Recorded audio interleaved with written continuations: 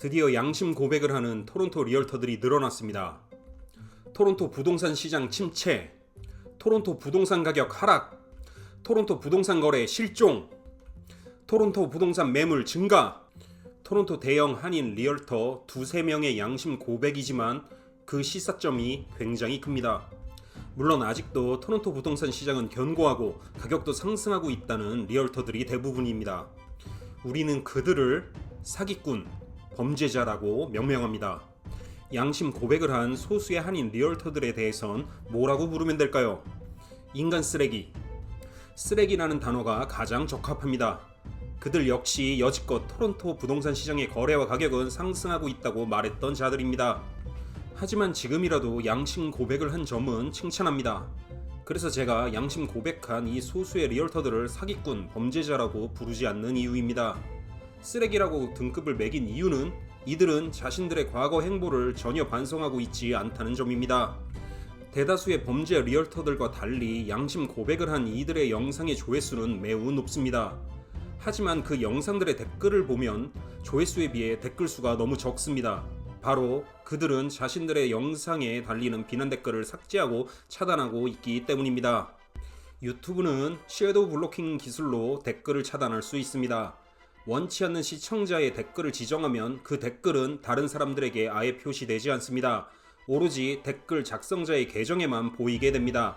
댓글 작성자는 자신의 댓글이 차단당한지도 모릅니다.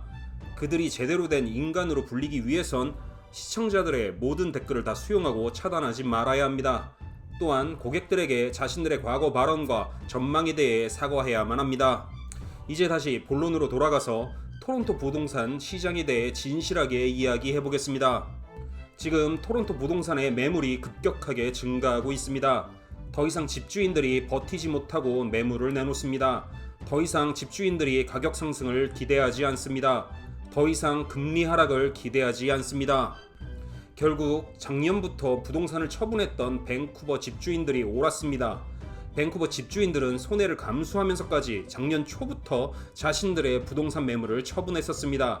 올해가 아니라 2023년 초반부터 그들은 움직였습니다.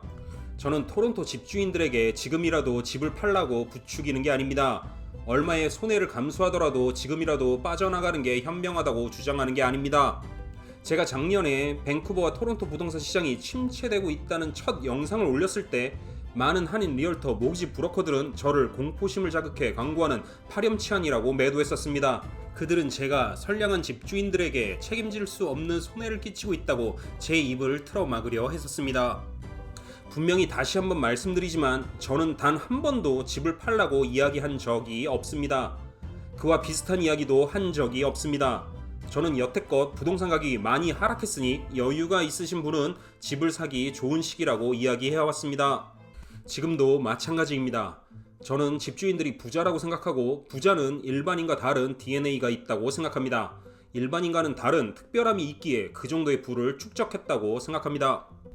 그런 집주인들이 사기꾼, 범죄자 리얼터들에게 자신의 부동산 처분 시기를 상담합니다. 인간 쓰레기 리얼터들에게 부동산 시장에 대한 조언을 구합니다. 그렇다면 당신들은 특별한 DNA를 가진 게 아니라 그저 운으로 그 집 하나 겨우 마련한 것 뿐입니다. 정말 부자는 자신의 투자 판단을 남에게 맡기지 않습니다. 왜냐하면 그들은 전문가들보다 훨씬 현명하고 투자 판단이 과감하기 때문입니다. 만약 전문가들의 미래 전망이 다 맞는다면 전문가들은 벌써 몇 조 원의 자산가들이 되어 있어야 합니다. 하지만 우리는 알고 있습니다. 주식 투자를 실패하는 가장 많은 사람은 증권 애널리스트들이고 부동산 투자를 실패하는 가장 많은 사람은 리얼터와 모기지 브로커들입니다. 그들에게 자신의 피와 땀으로 일군 부동산 처분의 판단을 맡기시겠습니까? 그래서 제가 토론토 집주인 분들에게 직접적으로 도움이 될 부동산 판매 시기에 대해 분명한 사실을 말씀드리겠습니다. 캐나다 부동산 시장은 밴쿠버가 주도합니다. 작년부터 밴쿠버 집주인들은 자신들의 부동산 처분을 하기 시작했었습니다. 상당한 손해를 감수하면서까지도 부동산 처분을 실행했고 그 분위기는 지금도 이어지고 있습니다. 특히 토론토처럼 대도시는 밴쿠버의 부동산 트렌드를 그대로 답습하는 경향을 가지고 있습니다.